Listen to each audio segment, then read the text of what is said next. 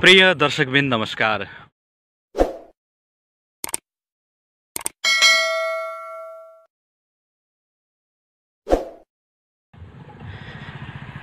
सामुदायिक रेडियो विजय बस्तीले आज यो ठोरी 2 ठुटे खोलाको तटबन्धनका विषयमा फलोअपका लागि यहाँ हामी आएका छौं र केही समय अगाडि यो खोलामा आएको बाढीका कारण ठोरीको यो प्रमुख पर्यटकीय स्थल राईधारा क्षेत्र, त्यस्तै ठोरीको यो बस पार्क क्षेत्र र हुलाकी सडक नै अत्यन्तै जोखिममा परेपछि ठोरी गाउँपालिकाले यो ठाउँमा चाहिँ तटबन्धनको कार्य तत्कालै सुरुवात गरेको थियो। आज हामी त्यसैको फलोअपका लागि यो ठाउँमा उपस्थित भएका छौं र आज करिब 3-4 दिन बितिसक्दाखेरि यहाँको प्रगति के भयो, यहाँ कस्तो किसिमको तटबन्ध बनिरहेको छ, यसका बारेमा जानकारी दिन आज हामी यो फिल्डमा उपस्थित भएका छौं। यहाँ तपाईहरुले दृश्यमा देख्न सक्नुहुन्छ, यसरी खोलाको वेगलाई थाम्नका लागि यसरी तटबन्धन गरिएको छ। यस्ता तटबन्धन चाहिँ हामीले यहाँ दृश्यमा देख्न सक्छौं। अगाडिपट्टि 3वटा बनाइएको छ र योसँग 4वटा यस्ता किसिमका तटबन्धन निर्माण सम्पन्न भइसकेको छ भने अन्य केही यस्तै किसिमका तटबन्धन अझै निर्माण हुने यो काम ठेक्का लिएर जसले गरिराख्नु भएको छ उहाँहरूले जानकारी दिनुभएको छ र यो पानीको बहावलाई बचाउनको लागि राखिएका यी तटबन्धनका छेउमा पनि यसरी तेर्सो किसिमले फेरि अर्को तटबन्धन गरिँदैछ। यो तटबन्धन यसरी यो खोलाले कटान गरेको क्षेत्रतर्फ उहाँहरूले गरिराख्नु भएको छ। आज हामी तपाईहरुलाई यहाँको बारेमा विस्तृत जानकारी गराउँदैछौं र यहाँ काम जसले जिम्मा लिएर निर्माणको काम गरिराख्नु भएको छ उहाँहरूसँग पनि हामी केही प्रतिक्रिया लिन्छौं भने ठोरी 2 का केही स्थानीय वासीसँग पनि हामीले प्रतिक्रिया लिनेछौं। तपाईहरुलाई म देखाउन चाहन्छु, यो रुख निकै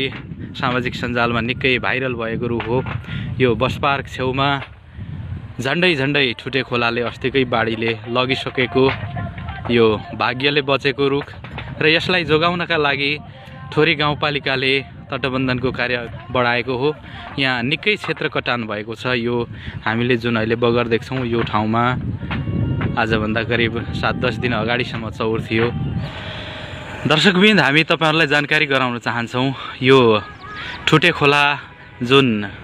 बाढीका कारणले यो राईधारा क्षेत्र जसरी कटान भयो, आज हामी यहाँ किन पनि उपस्थित छौं भने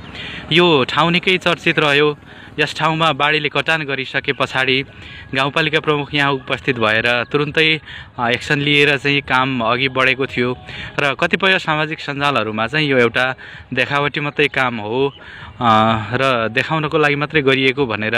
धेरै प्रश्नहरु उठिसके पछाडि हामीले यो कामको चाहिँ फलोअप गर्नुपर्छ। ठोरी गाउँपालिकाले 25 लाख रुपैयाँ खर्च गरेर यस ठाउँमा तटबन्धनको काम गरेको छ र यो वास्तवमा यो तटबन्धनले यो खोलालाई रोक्न सक्छ कि सक्दैन,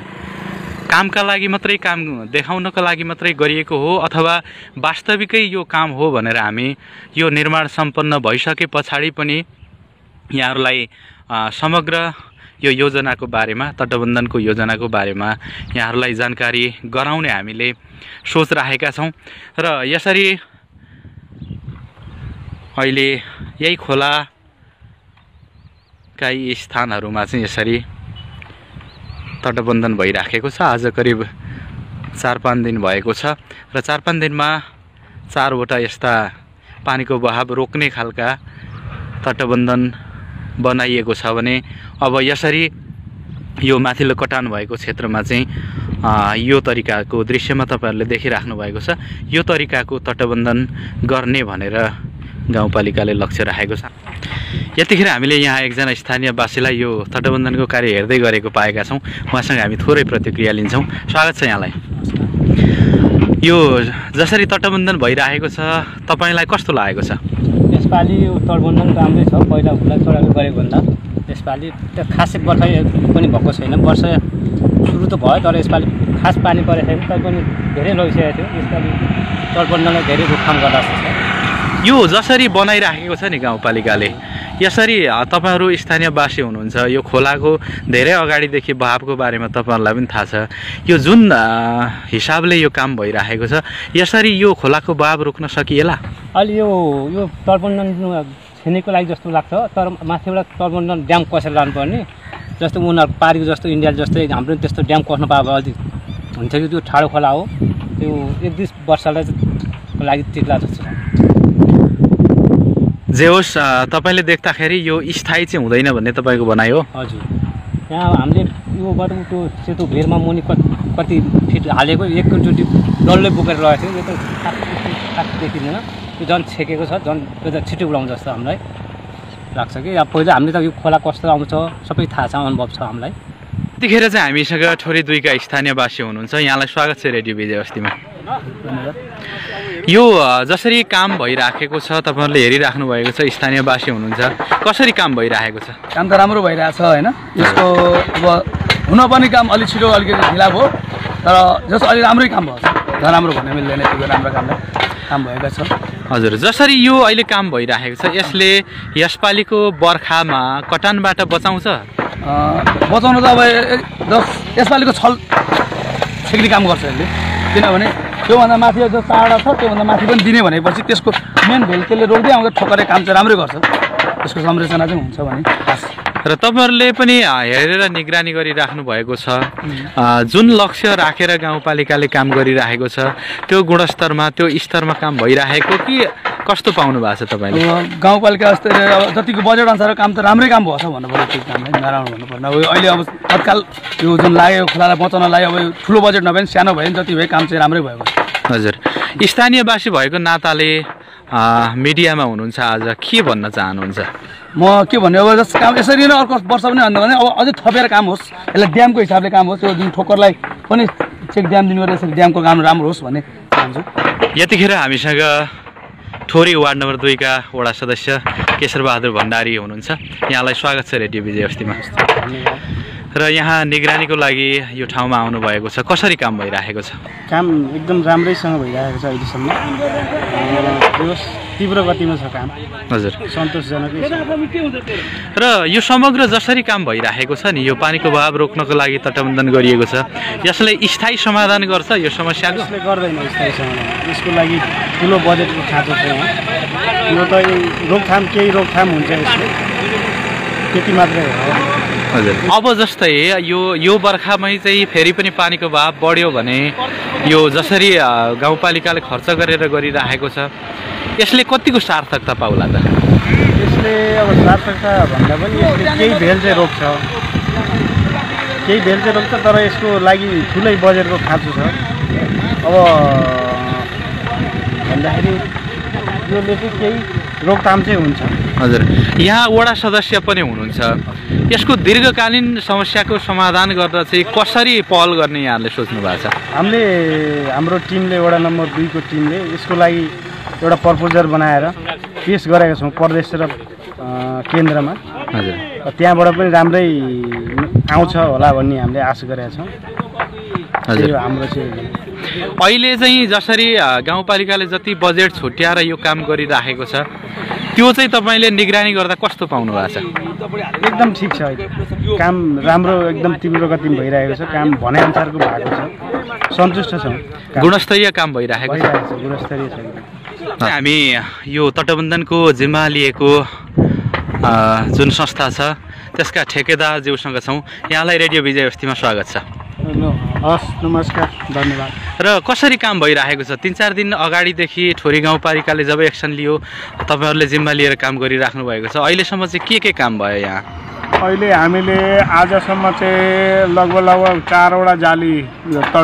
ड्याम लगाएर चाहिँ सम्पन्न हुन्छ आज भोलि हामी फेरि 2टा ड्याम लगाउँदैछौँ त्यो लगाउनेमा चाहिँ हामीले चाहिँ अब खासै भन्ने भने हाम्रो गाउँपालिका प्रमुख ज्यूले चाहिँ अहिले तत्काल यो चाहिँ कटानको दौडानमा बजेटलाई यताउता गर्नु नसके पनि काम चाहिँ छिटो द्रुत गतिमा गर्नुपर्छ भन्ने किसिमको उहाँले मौखिक रूपमा भन्नुभयो त्यो हिसाबले हामीले चाहिँ काम यहाँ सुरु गरेका छौँ लगभग 2-3 दिनमा हाम्रो काम सम्पन्न हुन्छ र यो तपाईँहरूले जसरी जाली बाँधिराख्नु भएको छ यो हामीले सरसर्ती हेर्दाखेरि चाहिँ यो कटान भएको क्षेत्रभन्दा पनि खोलालाई उता फर्काउन कि किन यसरी तटबन्धन गरिएको? यो चाहिँ ड्याम लगाउँदाखेरि चाहिँ लगभग के हुन्छ भने यसको ड्याम लगाउँदाखेरि चाहिँ खोलाको प्रेसलाई जुन बहाव हुन्छ त्यसलाई चाहिँ ठक्कर लगाएर खोला अलिक पर पुग्ने हुनाले हामीले चाहिँ ड्यामलाई चाहिँ पहिलो प्राथमिकतामा राखेको हो। र तपाईँहरूले जस्तो यो कतिवटा चाहिँ यस्तो पानीको बहाव रोक्नको लागि कतिवटा ड्याम बनाउने चाहिँ यहाँ लक्ष्य राख्नु भएको छ? हामीले 6वटा ड्याम लगाएर त्यसपछि वाल पनि इस्टिमेटले जति माग्छ त्यति जाली चाहिँ हामीले फेरि ड्यामभन्दा पनि वालतिर चाहिँ लगाउने चाहिँ हाम्रो प्राविधिकको निर्देशन अनुसार हामी लगाउँछौँ। दर्शकवृन्द यो चाहिँ तपाईँहरूले देखिरहेको ठुटे खोलाको पुलपट्टिबाट हेर्दाखेरि यो दोस्रो तटबन्धन हो। यसरी ठाउँ ठाउँमा पानीको बहाव रोक्नलाई लगाइएको छ र यो माथिल्लोपट्टि जुन कटान भएको क्षेत्रमा छ यो क्षेत्रमा चाहिँ यसरी जुन तपाईँहरूले दृश्यमा देखिराख्नु भएको छ, म उभिएको छु यसमाथि, यस्तै किसिमको तटबन्धन चाहिँ यो माथिदेखि तलैसम्म लगाउने भनेर चाहिँ लक्ष्य राखेको गाउँपालिकाले जानकारी दिएको छ। यद्यपि यसका लागि अहिलेको लागि छुटिएको बजेट भनेको 25 लाख बजेट हो, जसबाट कतिसम्म कार्य हुन्छ भनेर यकिन त उहाँहरूले हामीलाई जानकारी दिनुभएको छैन। तैपनि हामी यो कार्य अन्तिम नहुन्जेलसम्म यहाँहरूलाई प्रत्यक्ष रूपमा जानकारी गराउने कोसिस गरिराखेका छौँ। भारतले यो पारिपट्टिको सीमामा जसरी तटबन्धन गरेको छ यसरी नै तटबन्धन गर्नुपर्छ भन्ने हामीले स्थानीयवासीको यहाँ माग सुनेका छौँ। करिब आज 4-5 दिनको अवधिमा यसरी पानीका बहावहरू रोक्नका लागि यसरी तटबन्धन गरिँदैछ र केही ठाउँमा चाहिँ खोलाले अलि भित्रसम्म कटान गरेको छ भने केही ठाउँमा यसरी पर्खाल लगाइएको छ, जसले गर्दा माथिल्लोपट्टिको भूभाग चाहिँ कटानबाट बचेको देखिन्छ। यहाँहरूलाई हामी यो कार्य सम्पन्न भइसके पछाडि पनि यहाँको विस्तृत जानकारी गराउनेछौँ। आजको यो बसाइबाट भने चाहिँ छुट्टिन चाहन्छौँ। धन्यवाद।